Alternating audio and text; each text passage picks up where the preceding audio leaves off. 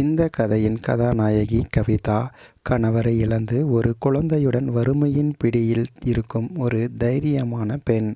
ஆதித்யன் கவிதா வேலை செய்யும் நிறுவனத்தின் இளம் மற்றும் நேர்மையான முதலாளி. கவிதாவுக்கு வயது 28. அவளது உலகம் அவளது கணவர் ஒரு விபத்தில் இறந்தபோது தலைகீழானது. அவளது சிறிய மகளான நிலாவுக்கு இப்பொழுது 5 வயது. விதவையின் கண்ணீர் அவளது கஷ்டங்களை நிறுத்தவில்லை.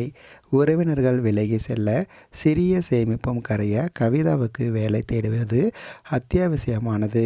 பல முயற்சிகளுக்கு பிறகு ஒரு சிறிய விளம்பர நிறுவனத்தில் பிராண்ட் டெஸ்க் வரவேற்பவராக அவளுக்கு வேலை கிடைத்தது. நிறுவனத்தின் பெயர் புதுயுகம் விளம்பரங்கள். அதன் முதலாளி ஆதித்யன் 30 வயது நிரம்பிய உழைப்பால் மட்டுமே வளர்ந்த ஒரு இளைஞர். கவிதாவின் பணி நேர்த்தி, பொறுப்புணர்வு மற்றும் அமைதியான சுபாவம் அலுவலகத்தில் அனைவருக்கும் பிடித்திருந்தது. யாருடனும் அதிகம் நெருக்கம் காட்டாமல் தன் வேலையை மட்டும் கவனித்து வந்தாள். ஆனால் அவளது கண்களில் இருந்த தீராத சோகம் எப்பொழுதும் ஆதித்யனின் கவனத்தை ஈர்த்தது. ஒரு நாள் கவிதா அவசர விடுப்பு எடுக்க வேண்டியிருந்தது. நிலாவுக்கு திடீரென உடல்நிலை சரியில்லாமல் போனது. அலுவலகத்தில் வேலையின் நெருக்கடி அதிகம் இருந்ததால் அவளால் மேலாளரிடம் பயத்துடன் அனுமதி கேட்க முடிந்தது. கவிதாவின் நிலை அறிந்த ஆதித்யன் அவளுக்கு விடுப்பு அளித்ததுடன் குழந்தையின் மருத்துவ செலவுகளுக்கு உதவுவதற்காக அவளிடம் தயக்கத்துடன் ஒரு தொகையை கொடுத்தார். ஆதித்யன் கூறுவது: கவிதா, இதை கடனாகவோ உதவியாகவோ நினைக்க வேண்டாம். நிறுவனத்தின் ஒரு ஊழியர்களுக்கு கொடுக்கும் ஒரு ஆதரவு என்று நினைத்து கொள்ளுங்கள். நிலா சீக்கிரம் குணமடைய வேண்டும் என கூறினார். கவிதாவால் அந்த தொகையை மறுக்க முடியவில்லை. அவளது கண்ணில் நீர் திரண்டது. முதன்முறையாக ஒரு அந்நியரிடமிருந்து அவள் இந்த அன்பையும் மரியாதையும் பெற்றாள். இந்த சம்பவம் ஆதித்தனுக்கும் கவிதாவுக்கும் இடையே ஒரு தொழில்முறை பந்தத்தை தாண்டிய ஒரு மனிதநேய உணர்வை ஏற்படுத்தியது. கவிதாவின் துயர கதையை அவர் கேள்விப்பட்டார். அவள் தனித்து நின்று போராடும் விதத்தை அறிந்து அவர் அதை போற்றினார். ஆதித்யன் தன் அம்மாவுடன் மட்டுமே வாழ்ந்து வந்தார். அவருக்கு திருமணத்தில் ஆர்வம் இல்லை. அவர் கவிதாவின் மீது கொண்ட அக்கறை நாளடைவில் மென்மையான ஈர்ப்பாக மாறியது. அவர் அவளை அலுவலக வேலைக்காக தவிர வேறு எதற்கும் தனிப்பட்ட முறையில் அழைக்கவில்லை. ஆனால் கவிதாவின் வேலை பளுவை குறைக்க புதிய முயற்சிகளை மேற்கொண்டார். அவர் நிலாவுக்கு பரிசுகள் அனுப்புவது, அவளது படிப்பிற்கு உதவுவது என்று அவளது குடும்பத்தில் ஒரு நிழல் போல துணையாக இருந்தார்.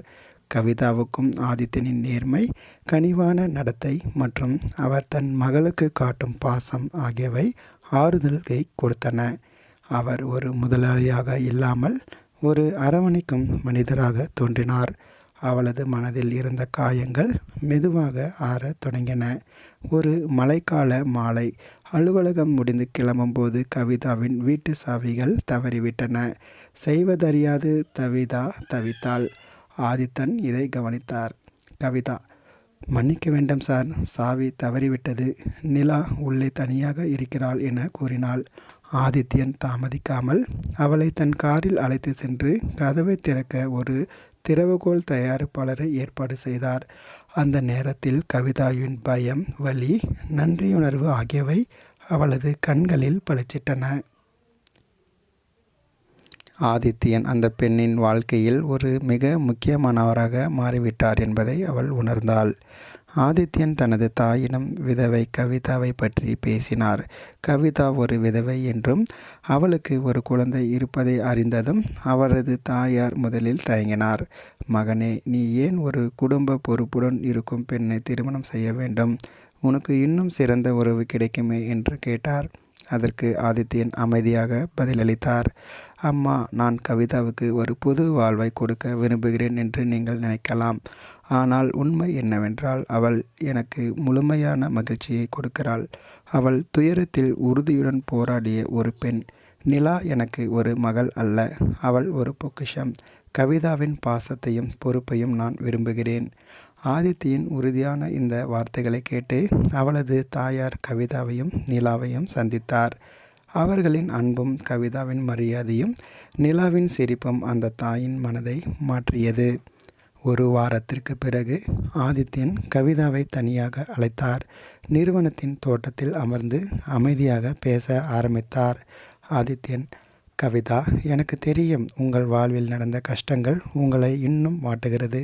ஆனால் உங்களை பார்க்கும் போதெல்லாம் எனக்கு ஒரு நம்பிக்கை பிறக்கிறது. நீங்கள் மிகவும் வலிமையானவர், கனிவானவர். நீங்கள் விரும்பினால் நான் உங்கள் வாழ்க்கை துணையாக இருக்க விரும்புகிறேன். உங்களையும் நிலாவையும் என் குடும்பமாக ஏற்றுக்கொள்ள தயாராக இருக்கிறேன். இது உங்களுக்கு அழுத்தமாக இருந்தால் தயங்காமல் மறுத்துவிடலாம். ஆனால் உங்களை எப்பொழுதும் மகிழ்ச்சியாக வைத்துக் கொள்வேன் என்று உறுதியளிக்கிறேன் என்று கூறினார். கவிதாவின் கண்களில் நீர் வழிந்தது. இது ஒரு முதலாளியின் வாய்ப்பு அல்ல, ஒரு உண்மையான அன்பின் அழைப்பு. அவள் தலை அசைத்து அந்த வாய்ப்பை ஏற்றாள். சில மாதங்களுக்கு பிறகும் புதுயுகம் விளம்பரங்கள் அலுவலகத்தில் ஊழியர்கள், நண்பர்கள் மற்றும் குடும்பத்தினர் முன்னிலையில் கவிதாவும் ஆதித்தனும் திருமணம் செய்து கொண்டனர். நிலா தன் புதிய அப்பாவின் கையை பிடித்து கொண்டு மகிழ்ச்சியுடன் சிரித்தாள். அது துயரத்தில் துவண்ட ஒரு பெண்ணுக்கு கிடைத்த இரண்டாவது இன்னிங்ஸ். விதவை என்ற அடையாளத்தை தாண்டி அவள் மீண்டும் ஒரு பெண்ணாக, ஒரு மனைவியாக, ஒரு தாயாக மதிக்கப்பட்டாள். ஆதித்தன் தனது பதவியையும் செல்வத்தையும் பயன்படுத்தாமல் ஒரு பெண்ணின் கஷ்டத்தை புரிந்து கொண்டு அவளது உழைப்பையும் நேர்மையும் மதித்து அவளுக்கு ஒரு புதிய வாழ்வை கொடுத்தார். கவிதாவோ தனது கடந்த காலத்தை ஒரு சுமையாக இல்லாமல் தன் வலிமையின் அடையாளமாக கொண்டு புதிய வாழ்க்கையை நம்பிக்கையுடன் தொடங்கினாள்.